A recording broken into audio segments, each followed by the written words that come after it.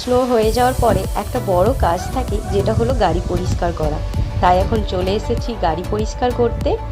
আর বেশ ঝকমকে রোদ বেরিয়েছে, তো একটু বেশি দেরি হয়ে গেলে তখন স্নোটা বরফে পরিণত হয়ে যায়। যদিও টেম্পারেচার অনেকটা ডাউনে, তো বরফ হয়ে যাওয়ার সম্ভাবনা খুবই কম। এখন টেম্পারেচার রয়েছে -13। আর তার উপরে আমরা অনেকটা দেরি করেই এসেছি গাড়ি পরিষ্কার করতে। আর এই গাড়ির উপরে যেভাবে সুন্দরভাবে স্নোটা পড়েছে, যে ওটা নিয়ে না খেলে আর পারলাম না। আর স্নো নিয়ে কার না খেলতে ভালো লাগে, আমার তো বেশ দারুণই লাগে।